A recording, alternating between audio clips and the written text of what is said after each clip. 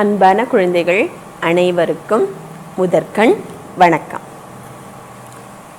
சென்ற வகுப்பில் செய்து கொடுத்த அந்த உற்சாக பயிற்சியை நீங்கள் எல்லாரும் வீட்டில் செஞ்சுருப்பீங்கன்னு நான் நினைக்கிறேன்.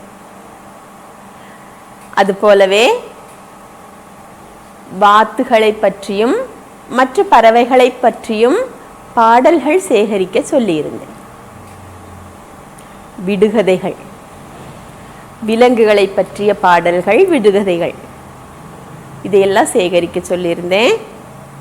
உங்களுக்கு சேகரிக்க முடிந்திருக்கும்னு நினைக்கிறேன்.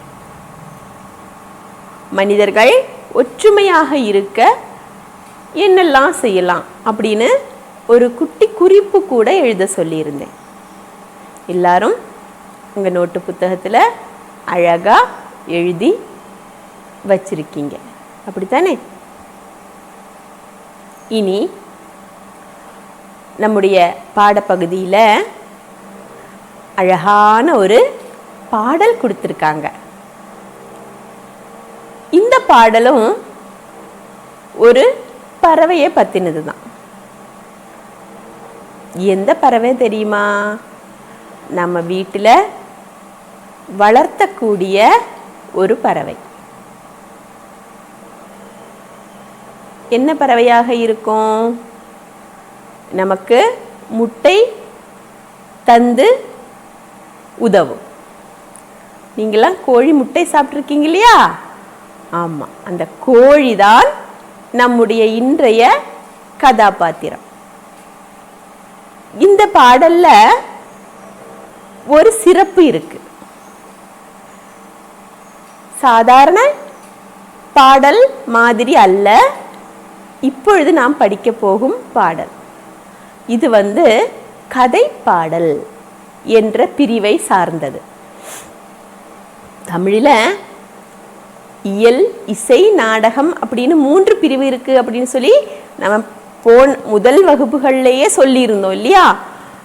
அதுபோல இந்த நாடக வடிவமே நாட்டிய நாடகம் அப்படின்னு சொல்லி கூட வடிவமைத்திருக்கிறாங்க. நாட்டியத்தின் மூலமாக, இசையின் மூலமாக நாடகத்தை வெளிப்படுத்துவது, கருத்தை வெளிப்படுத்துவது. இயல், இசை, நாடகம் இது 3மே சேர்ந்து வரக்கூடிய ஒரு வடிவம்தான் நாட்டிய நாடகம்னு சொல்லுவாங்க. அது ஒரு பகுதி. நம்ம அவ்வளவு விரிவான பகுதிக்கல்ல போறது. நம்முடைய பாடப்பகுதியில் உங்களுக்கு புரியக்கூடிய விதமாக சின்னதா ஒரு கதை பாடல் கொடுத்திருக்காங்க. அந்த கதை பாடலும் எல்லோரும் சமம் என்ற தலைப்பின் கீழ் தண்டரை முகில்வண்ணன் என்ற கவிஞரால் எழுதப்பட்ட ஒரு பாடல். இதனுடைய உட்கருத்தும் எல்லோரும் ஒற்றுமையாக இருக்கணும் என்பதை வலியுறுத்தும் விதமாக இந்த பாடல் எழுதியிருக்காங்க. இந்த பாடப்பகுதிகள் எல்லாமே நீங்க நல்லா கவனிச்சீங்கன்னா தெரியும். தாய் மண்ணே வணக்கம் என்ற தலைப்பின் கீழ் தொடங்கி நம் இந்திய நாட்டில் உள்ள ஒவ்வொரு மக்களும் ஒன்றாக இருக்க வேண்டும், ஒற்றுமையாக இருக்க வேண்டும், ஜாதி மத பேதமின்றி இருக்க வேண்டும் என்று சொல்லக்கூடிய விதமாக நமக்கு கொடுத்துருக்காங்க. அப்போ இதை நாம் கண்டிப்பாக நம்ம என்ன செய்யணும்? நாம் அன்றாட வாழ்வில் கடைபிடிக்க வேண்டும். ஒவ்வொருவரும் இதை நாம் அன்றாட வாழ்வில், சின்ன குழந்தைங்களாகி நீங்கள் அன்றாட வாழ்வில் கடைபிடித்தால் மட்டும்தான் பெரியவர்களான பிறகும் இதனுடன் ஒத்துப்போக முடியும். தொட்டில் பழக்கம் சுடுகாடு மட்டும் என்று ஒரு பழமொழி கேள்விப்பட்டிருக்கீங்களா?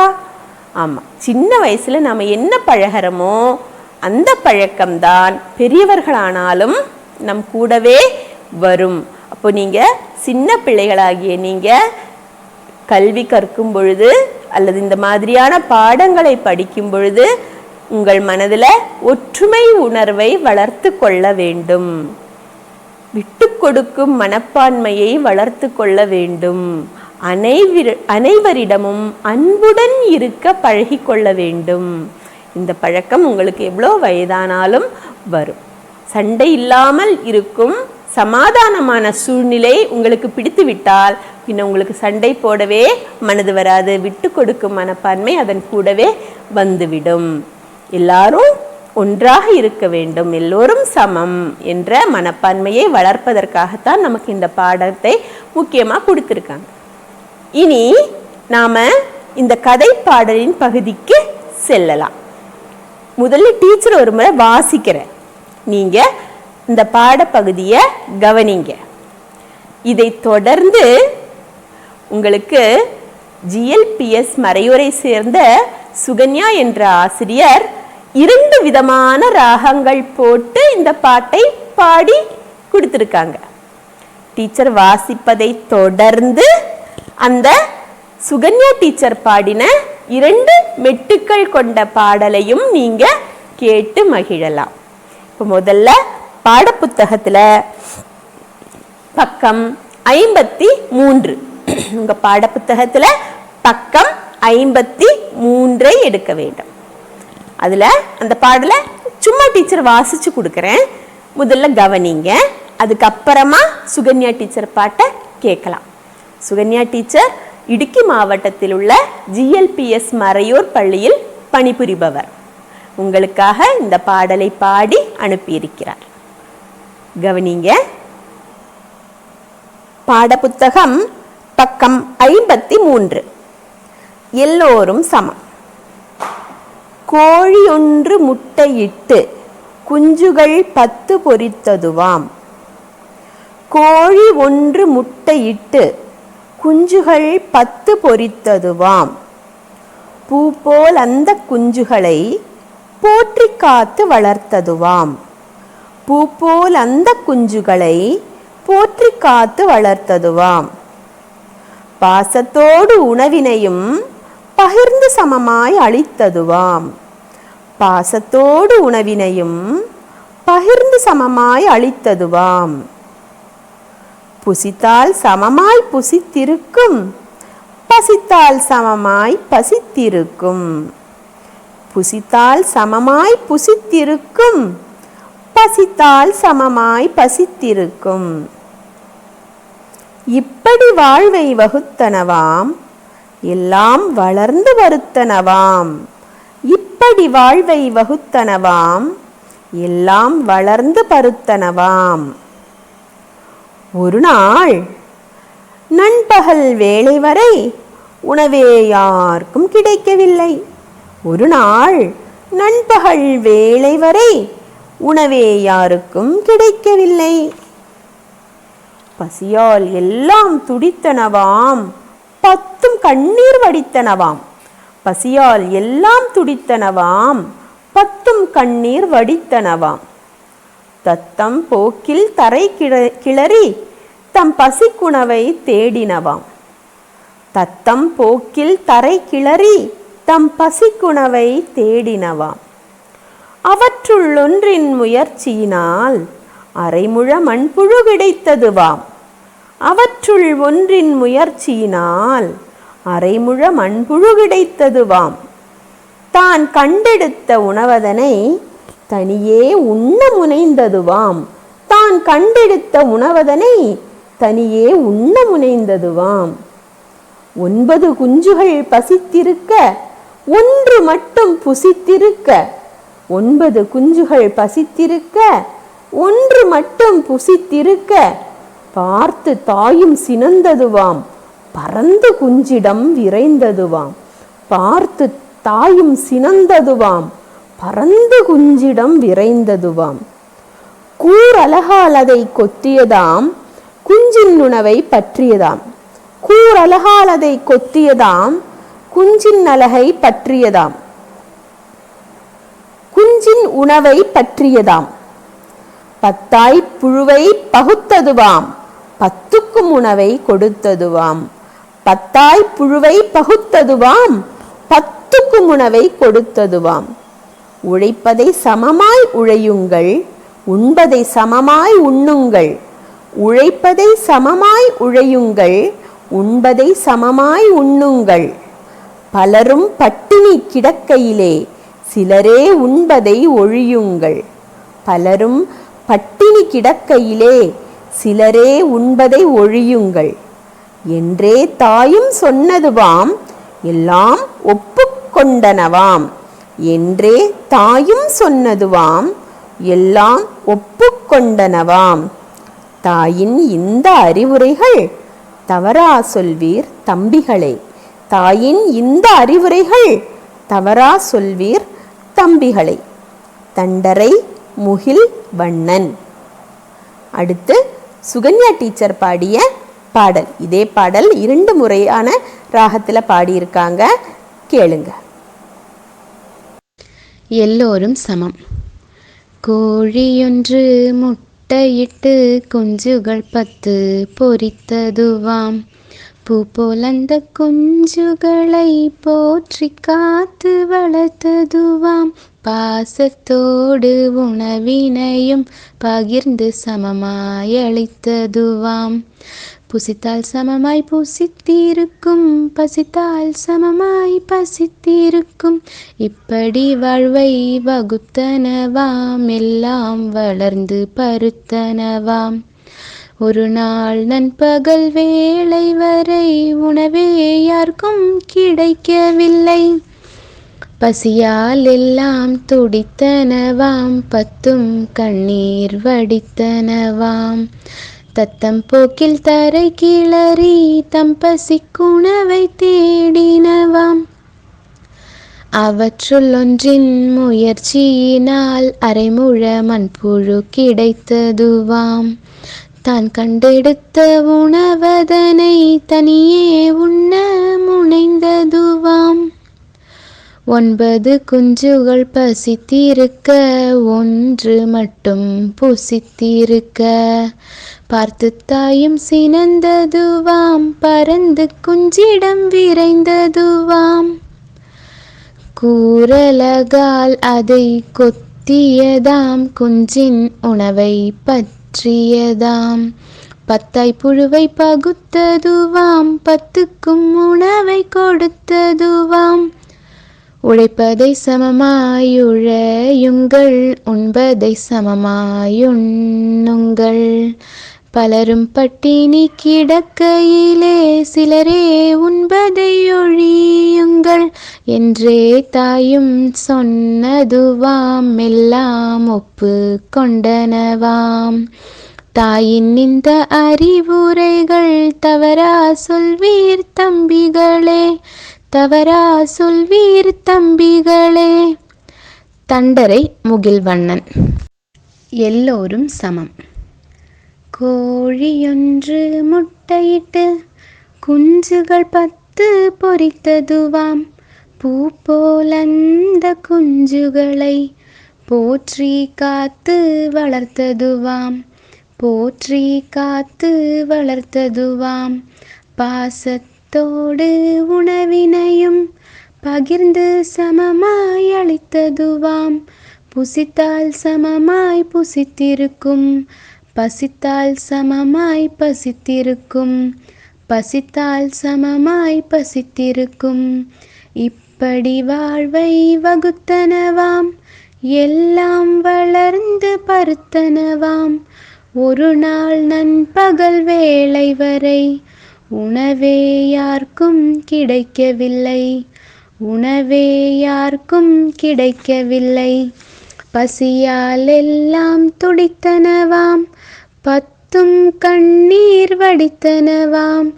தத்தம் போக்கில் தரை கிளறி தம் பசிக்குணவை தேடினவாம். தம் பசிக்குணவை தேடினவாம். அவற்றுள்ளொன்றின் முயற்சியினால் அரைமுழ மண்புழு கிடைத்ததுவாம். தான் கண்டெடுத்த உணவதனை தனியே உண்ண முனைந்ததுவாம். தனியே உண்ண முனைந்ததுவாம். 9 குஞ்சுகள் பசித்திருக்க, 1 மட்டும் புசித்திருக்க. பார்த்து தாயும் சினந்ததுவாம், பறந்து குஞ்சிடம் விரைந்ததுவாம். பறந்து குஞ்சிடம் விரைந்ததுவாம். கூரலகாலதை கொத்தியதாம், குஞ்சின் உணவை பற்றியதாம். தாய் புழுவை பகுத்ததுவாம், 10க்கும் உணவை கொடுத்ததுவாம், 10க்கும் உணவை கொடுத்ததுவாம். உழைப்பதை சமமாய் உழையுங்கள், உண்பதை சமமாய் உண்ணுங்கள். பலரும் பட்டினி கிடக்கையிலே சிலரே உண்பதை ஒழியுங்கள், சிலரே உண்பதை ஒழியுங்கள் என்றே தாயும் சொன்னதுவாம், எல்லாம் ஒப்புக்கொண்டனவாம். தாயின் இந்த அறிவுரைகள் தவறா சொல்வீர் தம்பிகளே, தவறா சொல்வீர் தம்பிகளே. தண்டரை முகில்வண்ணன். குழந்தைகளே, இந்த கதை பாடலை எல்லாரும் கவனமா வாசித்ததை கேட்டிருப்பீர்கள், பாடலையும் கேட்டிருப்பீர்கள், அப்படித்தானே? இந்த கதையில் வரக்கூடிய கருத்து என்ன உங்களுக்கு கண்டறிய முடிகிறதா? நீங்க இதை மறுபடியும் வாசித்து இந்த பாடலில், கதை பாடலில் வரக்கூடிய கருத்து என்ன என்பதை எழுத வேண்டும். இன்னொரு விஷயம், இந்த கதை பாடலை நீங்க உரைநடை வடிவத்தில் கதையாக மாற்றி எழுத வேண்டும். பாடலுக்கும் உரைநடைக்கும் நிறைய வித்தியாசம் இருக்குன்னு டீச்சர் முதல்லயே சொல்லி கொடுத்துருக்கேன், அப்படித்தானே?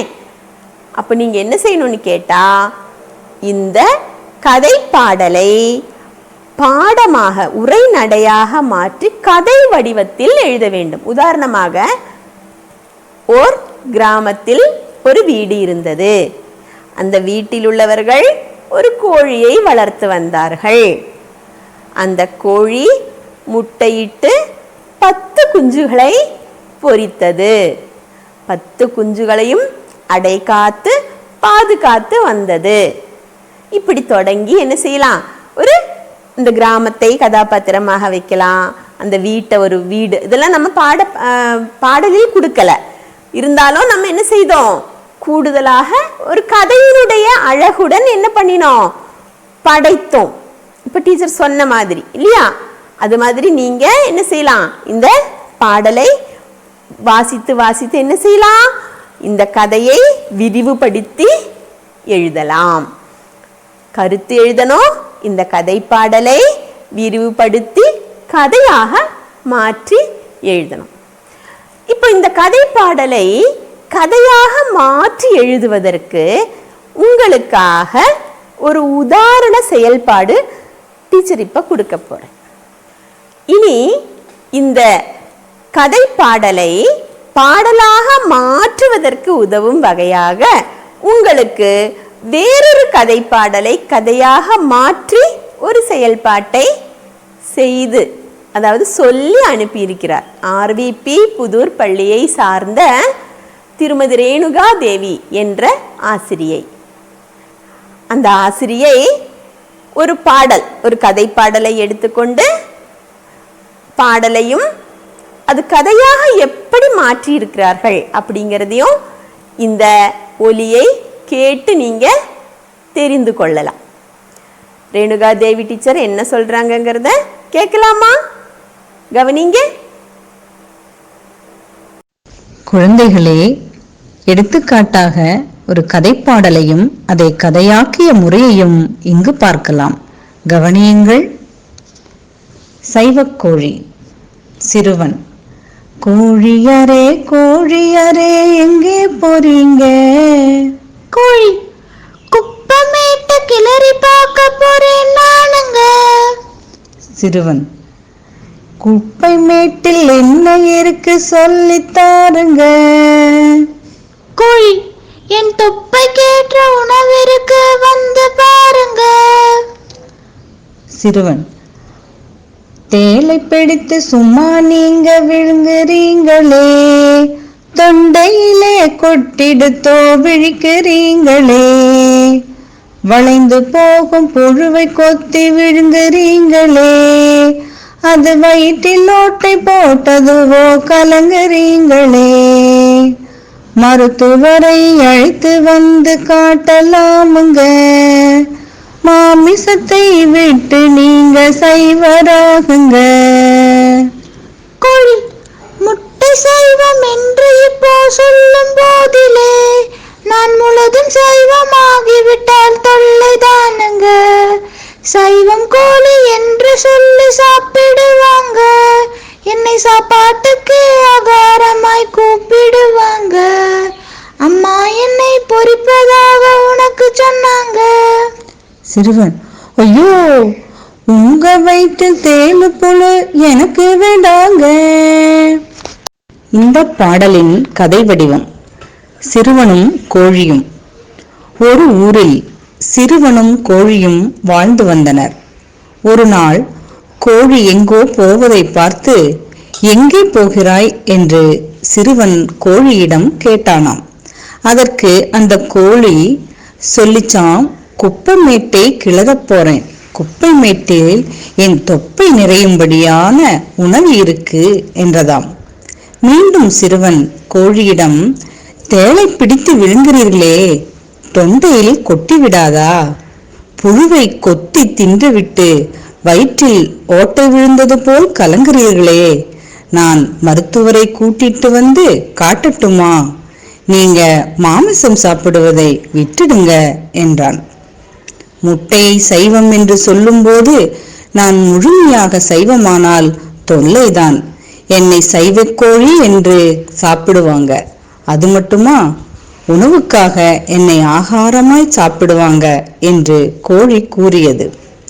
உனக்காக என்னை பொரிப்பதாக அம்மா கூறினாங்க என்று கோழி சிறுவனிடம் கூறியதும், உங்க வயிற்றில் தேளு புழு இருக்கு, எனக்கு வேண்டாம் என்று சொல்லிக்கொண்டே சிறுவன் ஓட்டம் பிடித்தான். இனி இந்த பாடல் பகுதியில் வரக்கூடிய சில சொற்களின் பொருட்களை காணலாம். புசித்தால், சாப்பிட்டால். வகுத்தனவாம், சீராக வாழ்வமைப்பது. பருத்தனவாம், குண்டாகின. வேலை, நேரம். முனைந்தது, தயாரானது. சினந்தது, கோபப்பட்டது. பற்றியது, வாங்கியது. பகுத்தது, பங்கிட்டது. ஒரு முறை கூட வாசிக்கிற கவனிங்க, எழுதியும் எடுத்துக்கொள்ள வேண்டும். புசித்தால், சாப்பிட்டால். வகுத்தனவாம், சீராக வாழ்வமைப்பது. பருத்தனவாம், குண்டாகினவாம். வேலை, நேரம். முனைந்தது, தயாரானது. சினந்தது, கோபப்பட்டது. பற்றியது, வாங்கியது. பகுத்தது, பங்கிட்டது. குழந்தைகளே, இன்றைய பாடப்பகுதியில் அழகான ஒரு கதைப்பாடல் பார்த்தோம். அந்த கதைப்பாடலை எப்படி கதையாக மாற்றுவது என்பதை பற்றின குறிப்புகள் பார்த்தோம். நம்முடைய சுகன்யா டீச்சர், ரேணுகா தேவி டீச்சர் எல்லாம் சொன்ன குறிப்புகளை எல்லாம் நீங்கள் கேட்டிருப்பீங்க, அப்படித்தானே? இது மட்டும் போதாது, உங்கள் பாட புத்தகத்தை எடுத்து நல்லா வாசிக்கணும். அதன் பிறகு இந்த கதைப்பாடலை கதையாக மாற்றி எழுதி உங்கள் வகுப்பாசிரியர்களுக்கு அனுப்பணும். மீண்டும் மீண்டும் வாசித்து பார்த்தால் மட்டும்தான் உங்களுக்கு புதிய புதிய எண்ணங்கள் தோன்றி கதையை உருவாக்க முடியும். அப்போ இந்த வகுப்பை இத்தோட முடிச்சுக்கலாமா? இனி நாம அடுத்த வகுப்புல சந்திக்கலாம்.